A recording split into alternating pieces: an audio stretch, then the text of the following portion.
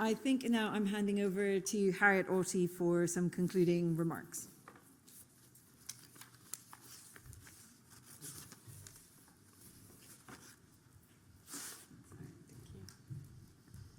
Thank you very much. I'm Harriet. I'm the other co-director, as well as Lisa and Ian. It just falls to me really to try and distill a little bit from this meeting into some final thoughts. And I suppose we chose this topic because of the importance of data to a lot of the work that EPIC does in providing evidence to Scottish Government on animal health and One Health policy, and also the desire to try and challenge our thinking a little bit in terms of new methods, new approaches emerging, and sort of looking forwards around those ideas. And I think we've had 2 days of really interesting talks, which I think have certainly done that. I think looking forward sort of through the hype of some of the emerging AI tools, I think yesterday we had some reassurance perhaps from Tom that Scotland's been really progressive in its approaches to managing AI, and also that AI generally has the most effective outcomes when it's linked to human efforts. And then perhaps some alarm from Jess's talk today about the views of some people working more in AI and where we might be heading with some of those approaches. And also, I think I don't really want to live in any of the worlds portrayed in Jess's terrifying figures. But I think more generally, these talks have also raised the sort of the wider issues, the concerns around ethics, around trust, around communication, particularly that Maruna talked about in her talk about explainable AI today, and really gave us a lot to think about in that area as well. Thinking about what this means for us in livestock health and One Health, we saw some examples yesterday from Christos in terms of the sort of the really investment and the high use of tech and innovation in the dairy sector and the potential of that. We're very lucky in general in Scotland to have really excellent data on livestock movements, for example, and Sibylla showed us the example earlier of using that movement data to try and minimise the impacts of movement restriction zones. Niamh talked about her really interesting approaches in terms of the methods for identifying BVD cases, for example. And I thought it was also really interesting seeing how these data that are collected for statutory purposes are also being fed back to farmers in ways that they can then use to inform their day-to-day decision making. But we also have to think about the methods that we need to address where there are gaps in data, challenges around data availability, confidentiality, and Stephen and Giles' talks both illustrated different aspects of ways to tackle those challenges. I thought it was interesting that the issue of trust came up in several presentations.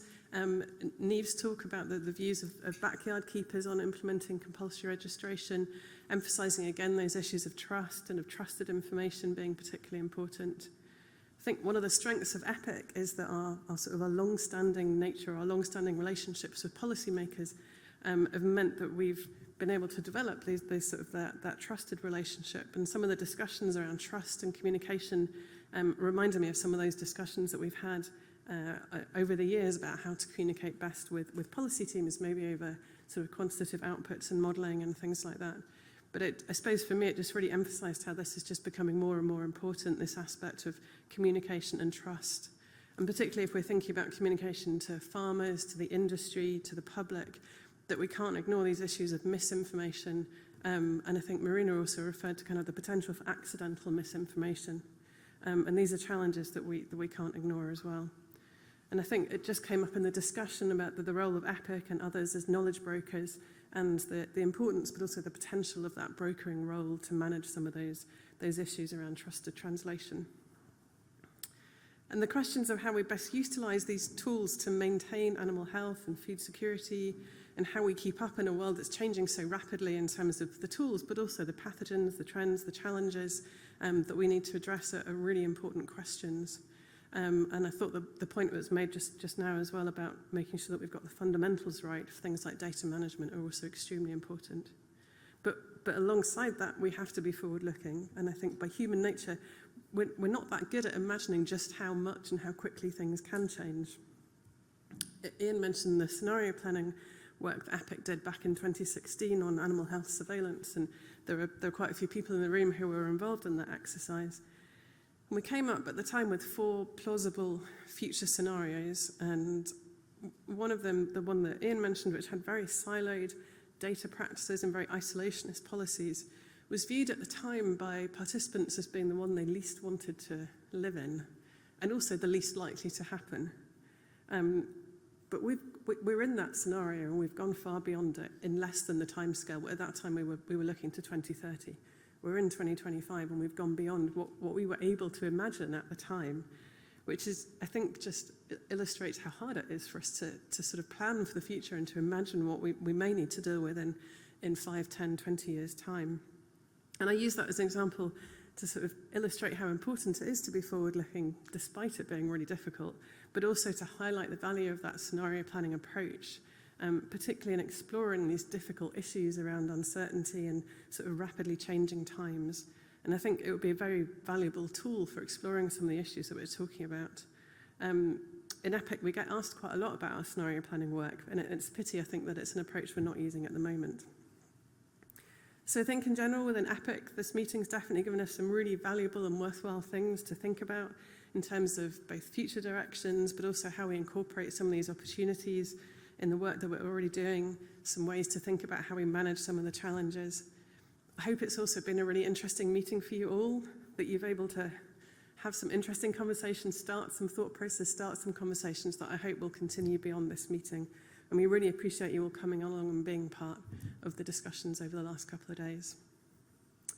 So all that leaves me to do is the very important task of thanking all the people who have been involved in this putting this meeting together. So I just want to highlight first a thank you to Jenny, who has been beavering away over there, making really beautiful illustration of the points from the meeting.